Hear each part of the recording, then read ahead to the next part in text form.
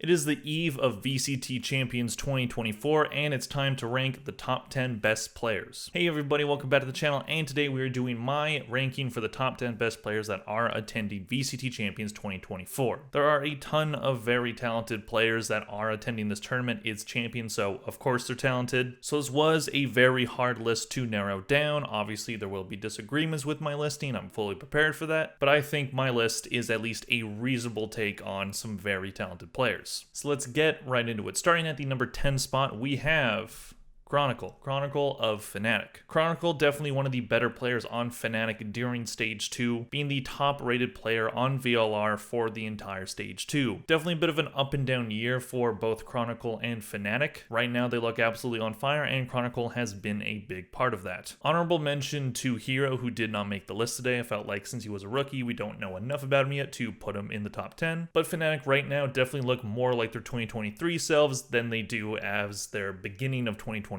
selves. And Chronicle's been a huge part of that. A very solid flex player. He'll play whatever role you put him on, and he'll come up clutch when you need him to, and he's been doing that as of late. Moving on to the number 9 spot, we have Valen at number 9 from G2. So this was a placement that I definitely went pretty back and forth on, because G2, they are a very good team, a very talented team. They're very good at the team play of Valorant. While they don't have a huge crop of superstars, they have some very talented players that play together very well. And that is because of Valen. If they didn't have Valen, G2 wouldn't be anywhere near where they are right now. They wouldn't have made it to back-to-back America's Grand Finals. They probably wouldn't have made Shanghai. They probably wouldn't have made Champs either. And Valen, not only is he an IGL that provides a ton of value in his calling ability, he also has improved his individual play immensely. Winning both IGL of the Year and Controller of the Year in the VCT Americas Awards. Definitely think that that is deserved. Valen has been playing incredibly well this whole year while being one of the best IGLs in the game. So felt like it was fair to put him here. Moving on to number 8, we have a player from the Pacific region, and that is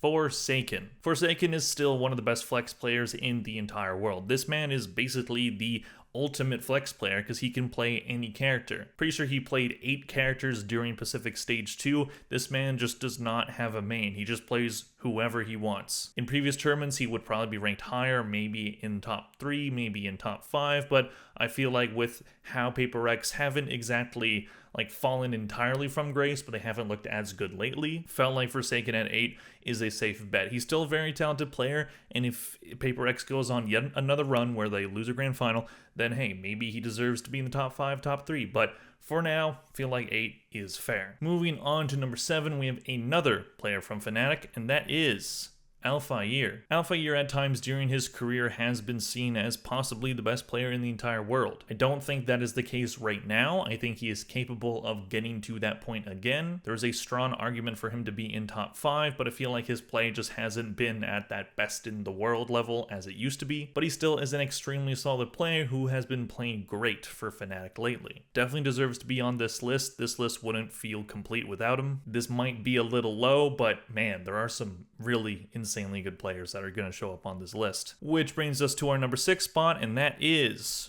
Woot. Woot has been a gift from God for Heretics this year, coming into the team during Stage 1 because he wasn't old enough to participate in the VCT before partway through Stage 1, but he immediately makes an impact in Heretics and looks like one of the best players in the entire EMEA region. Then we saw his run at Shanghai where he was playing Duelist, a role that he doesn't want to play but is very good at, and he went on this insane run as well did the rest of Heretics, and he looked like maybe the best Duelist in the world. Not saying that that's what I believe. Obviously he's number 6 and there's going to be other Duelist players on the list, but he's been bouncing between Duelist and Initiator. I think he's good on either role. Duelist seems to be exactly what he should be doing, but with Mini Boo as well, I think it's fine to put him on Initiator because he is still going to be very effective on that. And Woot, while Heretics have definitely slumped a bit during Stage 2, still think he deserves to be in the top 10.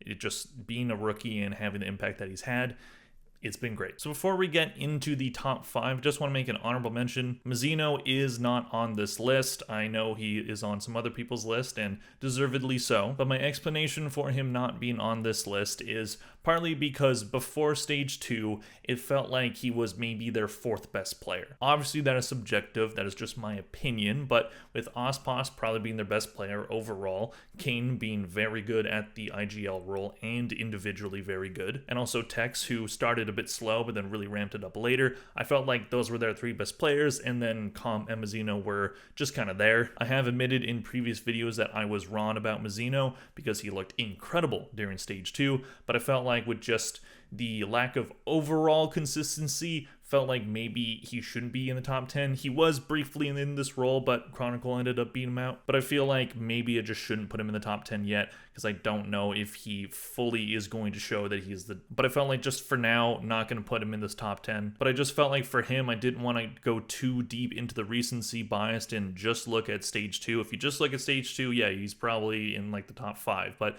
for the overall year, felt like maybe he shouldn't be on my list. I know he's on other lists, but I felt like for me personally, he's not top 10. So I just want to get that out of the way because I know I'm going to get comments about it. So I just want to put my explanation. Anyways, we will move forward to the number 5 spot, which is occupied by Karen.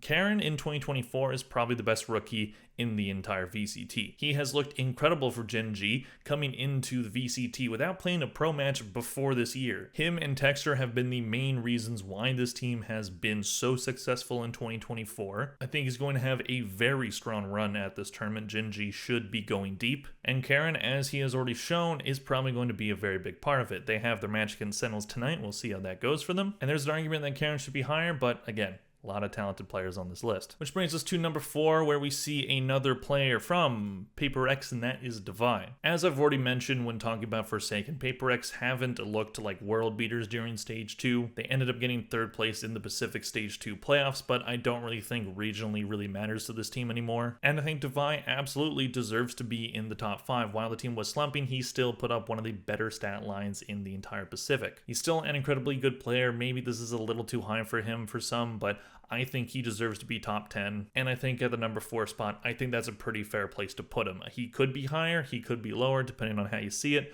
but overall, with just how he's playing, I think he still deserves to be here, and he's one of the main reasons why Paper X haven't totally slumped. He had the best VLR rating in the Pacific Stage 2, and I think that that's evident that he has consistently stayed one of the best players in the game. Moving on to number 3, we have... from Sentinels, Zekin. So this one might get some comments as well about being too high because the narrative on Sentinels has definitely switched. I feel like the reaction to Sentinels not ending their stage 2 as well as they would have hoped has maybe been a bit overblown. This team is still very good. Most of their stage 2 went really well. It was just to the end of it, they just couldn't beat the 2 teams that they needed to go deep in that playoff bracket. Losing to G2 to not secure that 2nd seed, and then losing to 100 Thieves, a matchup that they usually win. But I think internationally, Sentinels are going to be able to find another gear. This is the tournament that they've been waiting for all year, and I think they're going to be prepared. And even with Sentinels ending their split not great, Zekin still has looked fantastic. And even with Sentinels as a team slumping, Zekin has still maintained one of the better stat lines in the VCT Americas. Maybe the raised nerfs have hindered him a little bit, but he can play multiple duelists and look incredible on each of them. He didn't play Neon during Stage 2, which I think is a character he should probably learn. Neon is definitely in the meta right now, maybe not as good as some people are thinking, but maybe better than some people think. But that would be a very good tool for Zekin, and I think he absolutely has maintained one of the top players in the entire world. I don't think he's there right now in terms of being number 1, but at Madrid, he absolutely was the best player in the world,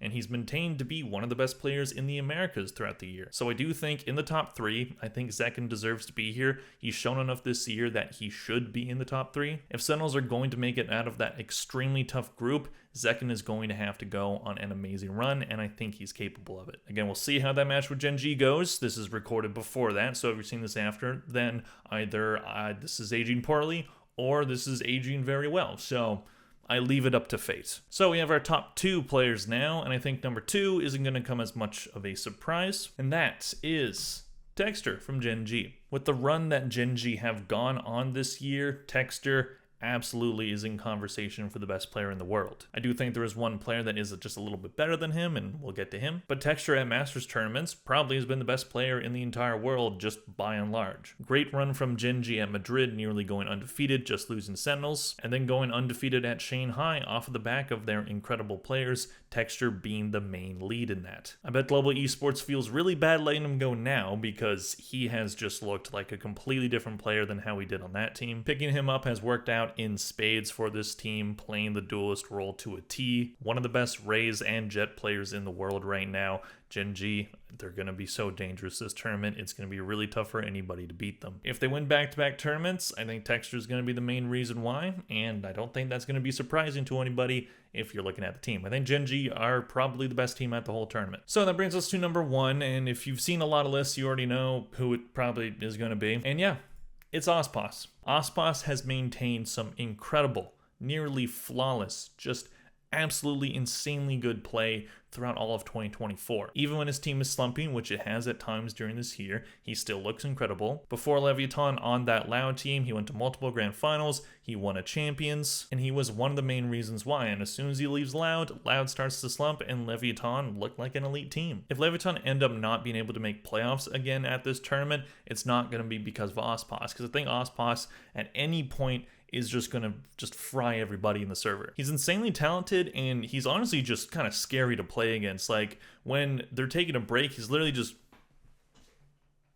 like, he's just leaning back, like there's no care in the world. It doesn't matter to him. It doesn't matter what's happening. It doesn't matter what the coach is saying. It doesn't matter whatever counter strat they're running. Ospas is going to run in there and he is going to murder everybody, because that is what he has done throughout his entire career. He should be the best player at any tournament he attends. He's incredibly talented. He's the only person from Leviathan on this list, which I will admit, maybe that's not the best choice. Honorable mentions to Mizuno, who I already talked about, and King as well, who I did want to put on this list, but ended up not happening. Leviathan is a very good team. They should go far as well. They are definitely the favorite to make it out of their group. And Ospas, don't think he's going to want to go out early again. I think the Shanghai incident, don't think he's going to want that to, be what happens here. I think this team's going to go deep, and it's going to be because of him mainly. So my light just went out, and instead of getting the charger, I'm just going to wrap up the video because that's kind of perfect timing, isn't it? Let me know in the comment section what you guys think of my list. What is your personal list? Who do you think I snubbed in my list? Who do you think deserves to be here, and who doesn't deserve to be on the list that I've already put down? Please click like if you enjoyed the video. Thank you very much for watching, and I'll see you guys in the next one.